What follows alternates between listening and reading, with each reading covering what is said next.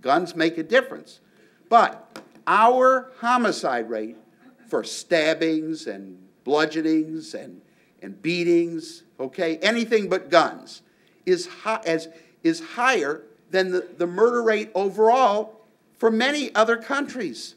So even if you take guns out of it, we still are at the top when it comes to committing murder.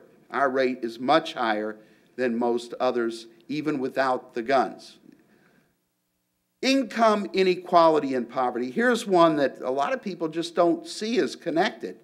But if you look at countries where you understand income inequality, that means, you know, a few really rich people and a few really poor people and nobody in between very much. That's what's been happening. Look at us.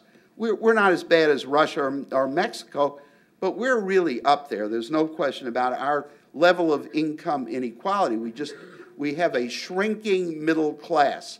So there simply aren't as many opportunities anymore for people to succeed in any middle class sense of the word. The trend is quite clear. Gradual since about 1970, almost every year, we've seen growing income inequality, okay? Again, the middle class is on the decline. No wonder everybody is focusing on the middle class, because it's disappearing. We're looking a lot more like the people that looked in the 1920s, when again, there were like really rich, really poor, and very few in between. I mean, that's really a shame. But what do we blame for murder and other serious crimes? I hear it all the time. Immigration. Well, you may be surprised to learn, I hope you're surprised, I guess, that immigrants have a very low crime rate. Much lower. In fact, the longer they stay in this country, the higher their crime rate gets. Because they're more like us, the people who aren't immigrants. So, for example, if you compare Boston and Hartford, you can see the murder rate is much higher in Hartford, and there are a lot more people below the poverty level. So there is a relationship between poverty and murder. I'm going to get back to immigration in a second. Look at Baltimore. My God, they have so many murders there. They have the same number of murders as in Rio de Janeiro, Brazil, where they're fighting against the gangs all the time. Much higher, the murder rate is much higher than Boston, but they also have a lot more poverty. Yet immigration can overcome the impact of poverty. Lawrence, Massachusetts. Now, there's an impoverished place. The poverty level is almost twice that of Boston, but look at the murder rate. It's less than half of Boston's. And if you want to really be safe, okay? Want to be safe? Better than sorry. Let's be safe. Move to El Paso. About 70% of the residents of El Paso are immigrants from Latin American countries, and they have about the lowest murder rate in the United States. It's unbelievable. Oh, go across the border to Juarez, and they had 1,800 murders last year. But in this country, there were very, very few in El Paso, and that's true of San Diego, Laredo, Mesa, Arizona, wherever there are a lot of immigrants. And that might explain, by the way, why we've kept the murder rate low, because we've gotten a lot more immigrants in this country. If you take a look at this, the homicide rate went down when the immigration rate went up. So let's not, this is not an argument for or against controlling our borders. I'm for controlling our borders. But let's do it based on the truth, not based on stereotype thinking about people who come here, okay? I could keep going with that, but that's all. I just wanted to make sure that you got that. And, they say that unemployment has nothing to do with murder. Well, that's true generally, but if you look at certain kinds of murder, there's a close connection. Familicide, where you kill, where a husband, father usually, kills a lot of people in the family, like his wife and all the children.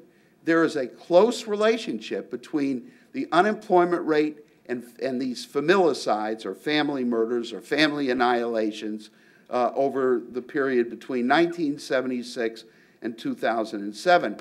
And I did a study of family murders in 2008 when the unemployment rate was about 5%, and then I compared it to 2009 when the unemployment rate was 8.5%, and it went higher than that, as you know. And look what happened. When the economy goes south, husband fathers are more likely to kill the family. Their victims are more likely to be their wife or partner and the children. The killer suffers some kind of catastrophic loss, like a nasty separation or divorce, or losing his job, or being in deep debt, losing a lot of money in the stock market. All of those things are precipitants.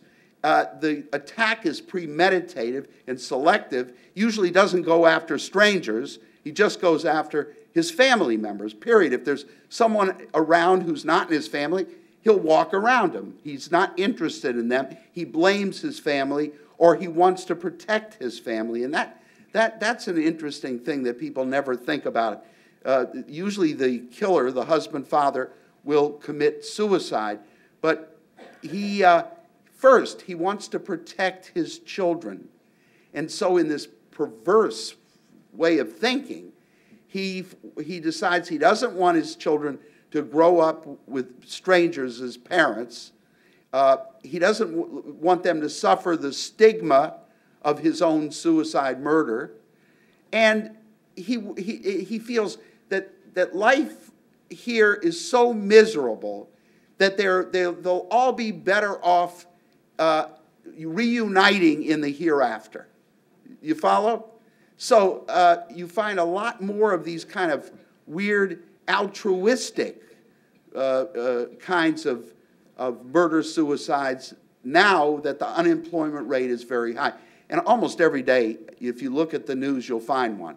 You'll find, not in Boston, but maybe in California. I want to get back to California in a minute. But look who kills children. Their parents, more than any other group. Very few children are killed by strangers. You know, there are about 150 abductions by strangers every year where the child is usually sexually assaulted and then killed. There are hundreds of thousands of abductions by parents, usually during the course of a custody battle. The subculture of violence, a very interesting factor. A lot of homicides take place over arguments. Do you know what I mean? Like, two guys will go into a bar, they'll drink too much. One, they have this heated confrontation verbally, and then one pulls out a gun or a knife and kills the other.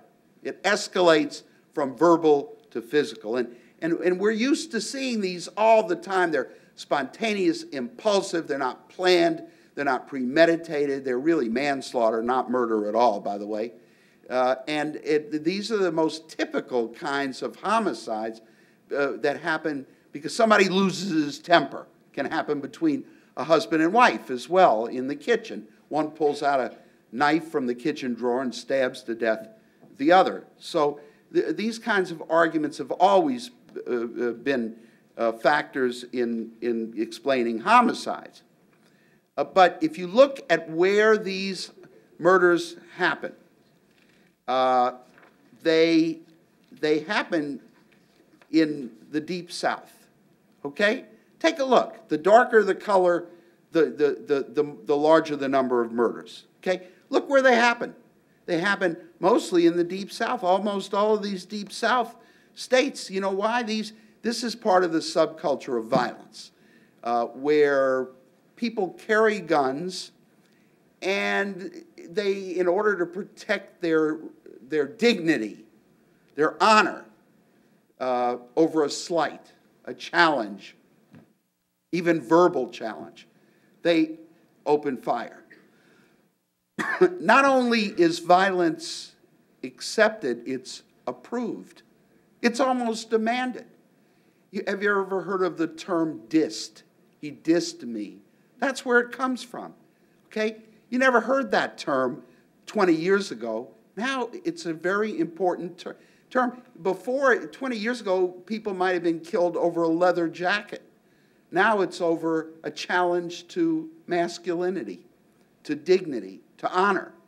Pull out a gun. That's part of the subculture of violence. And by the way, I just want to say that these are also places in the United States that have a lot of poverty. And it's very hard to separate the subculture of violence from poverty. We really don't know which one it is. But there are a lot of criminologists who say that it's this inordinate feeling that you have to protect your dignity when it's being challenged.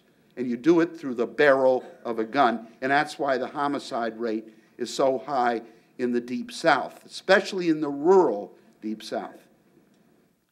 Eclipse of community. Boy, this is a big one.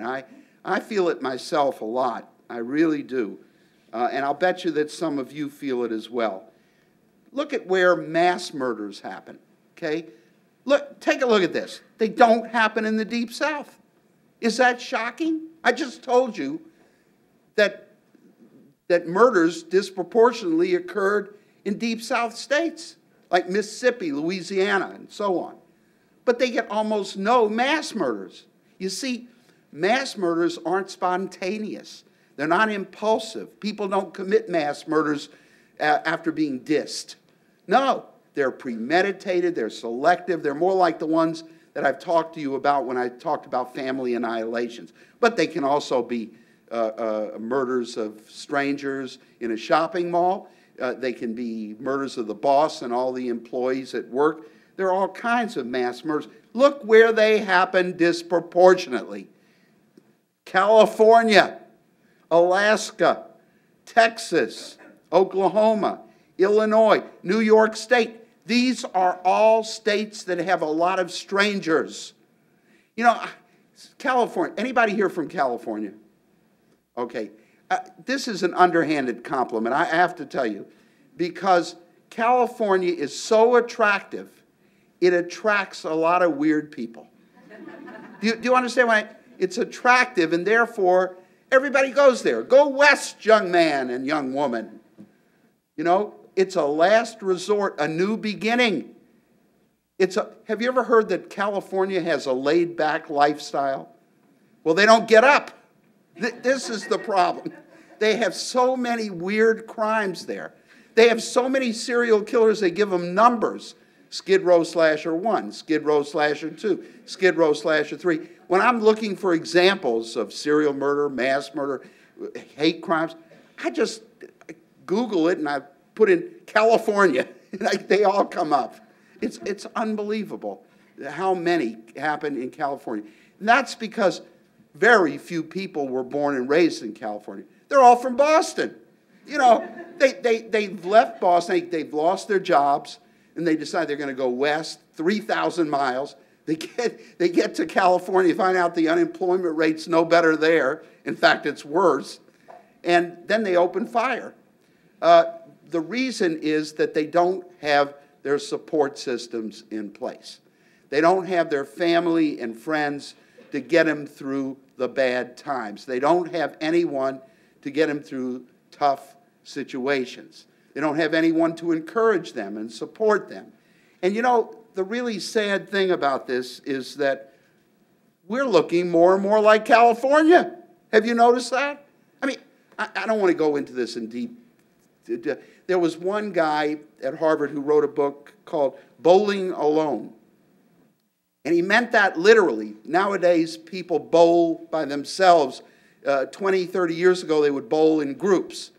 And he meant it metaphorically as well. It's a metaphor for our whole country, that people are alone. They're psychologically without support. They're suffering from what Durkheim called anomie. And they just don't have the guidelines and the rules and the support and the encouragement that they need. And so that's why the murder rate tends to be so high.